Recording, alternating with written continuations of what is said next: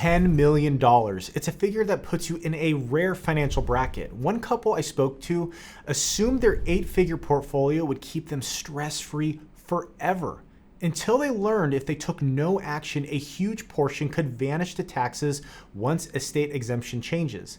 Most people don't realize how quickly that perfect nest egg can unravel without careful planning. Because here's the truth no one tells you about. Big balances come with unique challenges. Changing tax laws could mean losing millions to the IRS. Family dynamics can become tense when people realize, hey, you know what? There's a lot of money to go around. And strangely enough, many high net worth retirees end up feeling more stress, not less, because they're worried about preserving their legacy, staying grounded, and avoiding the pitfalls of spoiling the next generation. So in this video, we're gonna peel back the curtain on real issues of retiring with $10 million. We'll talk about taxes, estate planning, family pressures, and the inner fears that catch high net worth individuals off guard. So if you're thinking, seriously complaining about $10 million, listen, this isn't about whining. It's about explaining why those zeros in your bank account don't automatically guarantee peace of mind. So let me introduce you to Hank and Linda, both 61, living here in California. Hank recently sold his tech startup after years of feast or famine cycles, and he's walking away with around $7 million post-tax. Linda stayed home managing the household and raising their 3 amazing kids, David, Emily, and Ben. And even though they've come into a large sum of money, they don't live like royalty. Old habits die hard. Linda still likes to say she clips coupons. And while they have more freedom to spend, they're also dealing with new worries. Estate taxes loom in the background, and they're unsure if they can handle all of these decisions wisely. Their 3 children present different challenges. David is married and has 2 kids, so Hank and Linda, they love spoiling their grandkids. Emily just got married and is starting her own journey. And Ben, well, here's the deal. He's still living at home. He seems too comfortable with the family's new money. In his mind, guess what? Mom and dad are millionaires, so there's not much urgency to hustle. It's the classic scenario of money ruining motivation. Now, Hank and Linda also feel drawn to give generously, particularly to overseas missions, but they don't know the best way to do that, and they want to make sure it's tax efficient. And with the estate tax exemption likely dropping after 2026, they worry that the government could claim more of their wealth than they ever intended. $10 million might sound like pure sunshine, but underneath it's real relationships, real math, and real decisions. So how much does it cost to maintain Hank and Linda's lifestyle, and what do they hope to spend in the future? You'd think it'd be straightforward, but there are new temptations on the horizon, a potential lake house in Utah, more family trips, and bigger donations to causes that they care about. Now, they once estimated spending around, let's just say $10,000 a month, but we decided to start their plan with $14,000. Now, part of this is because they're no longer running personal expenses through Hank's business, and part of it is that lifestyle inflation tends to creep in after a financial windfall. They're also considering that lake house in Utah, like I mentioned, and that's about $1.4 million. That would obviously raise their monthly outlays, though they're not sure by how much, and they've added in specific budgets for annual travel and giving. Now, most of Hank and Linda's money is in that brokerage account from the business sale, which is helpful because it has a high cost basis. The rest sits in pre-tax retirement dollars with a little bit of Roth. They own a home in Southern California worth about $1.8 million with a low rate mortgage of $360,000, and that's still on the books. So if we break down their spending and factor in a potential second home, extra travel, and extra gifts, they can still meet their living expenses. However, they've asked us to carve out around $1 million in an inheritance for their children and another $500,000 for possible long-term care costs. And both those targets are adjusted for inflation. And that's where the numbers catch even high net worth families off guard. So with all this in play, what happens if markets take a tumble? Will tying up so much in a second property lead to regret if they rarely use it? And could they suddenly feel, house rich and cash poor? Now, fortunately for them, if they invest prudently and keep an eye on their guardrails, they need about a 63% drop in their overall portfolio before they'd have to reduce their monthly income. And just seeing those numbers and these projections help them feel more at peace. It also reminds them that Any tax or estate strategy we pursue has to mesh with the reality of their spending needs and goals, right? There's no point in setting up complex trusts if they can't fund their day-to-day lifestyle without worry. Now, with that in mind, let's look at taxes they face. Hank and Linda worry primarily about estate taxes and income taxes, especially when it comes to required minimum distributions. And remember, in 2026, the federal estate tax exemption is set to drop to around 6 or 7 million per person.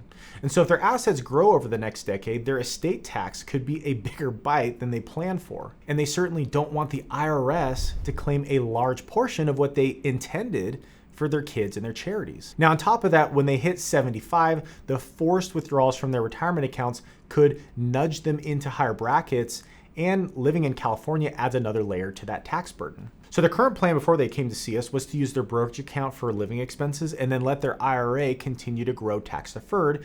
But this creates a tax valley in these early retirement years. And that's actually an opportunity for strategic Roth conversions, in their instance, filling up to the 12% bracket each year. And doing this could potentially save them over $1 million in lifetime taxes. And that's when we bring that into today's dollars. It also protects Linda from a higher tax rate, let's just say if Hank passes away first, because as a single filer, her tax brackets compress. And for high net worth families beyond Roth conversions, it may also make sense to shift wealth to children or grandchildren, or use things like donor advised funds to reduce the taxable estate. However, there's an important consideration if they plan to give directly from Hank's IRA after he turns 70 and a half. Qualified charitable distributions, also known as QCDs, allow Hank to send money straight from his IRA to charity without paying tax on the distribution. And that's a huge benefit for anyone with a philanthropic heart.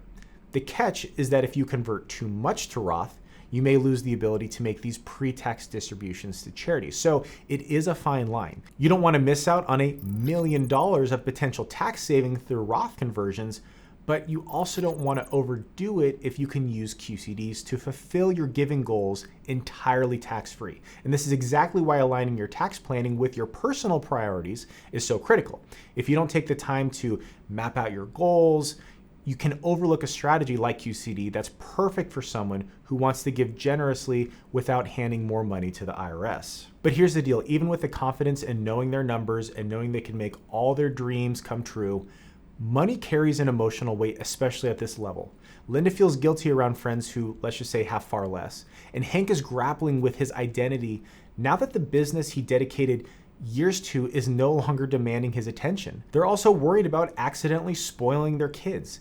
And deciding between we can afford it and should we really spend it can create its own kind of anxiety. Often the best way to ease the stress is by channeling wealth into meaningful pursuits. So together we embarked into family legacy planning. Hank might mentor young startup founders or invest in a close-knit entrepreneurial community.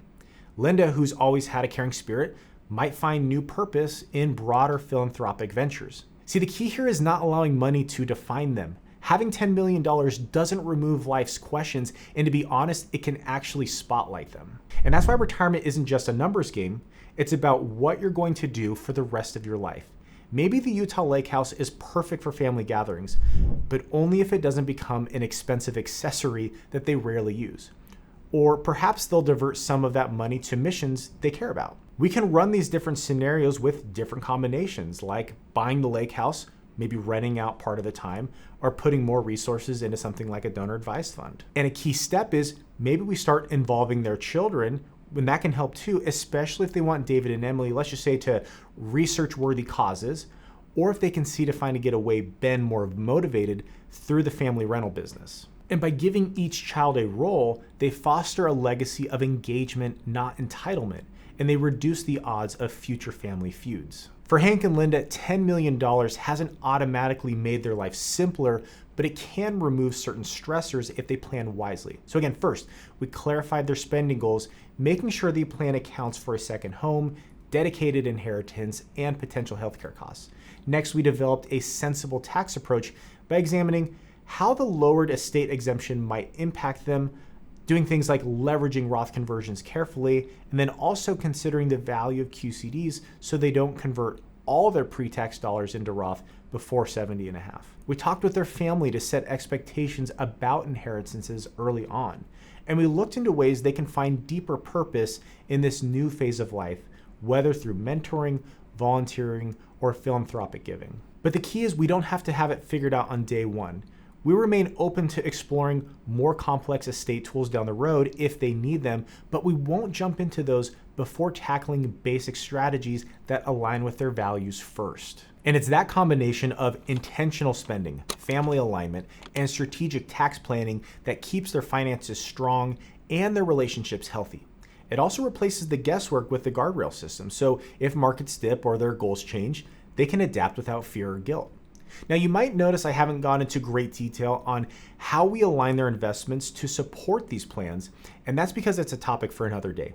If you'd like to know how to build a portfolio that complements your overall financial strategy, you want to check out this next video. My business partner, Anthony, will walk you through exactly how to structure your retirement investments so your money is working for you and not just sitting on the sidelines. Thank you for watching. If you found this helpful, please like and subscribe for more content just like this. Remember, having $10 million can be an incredible tool for good, but it takes a thoughtful plan and a clear sense of purpose. We'll see you in the next video.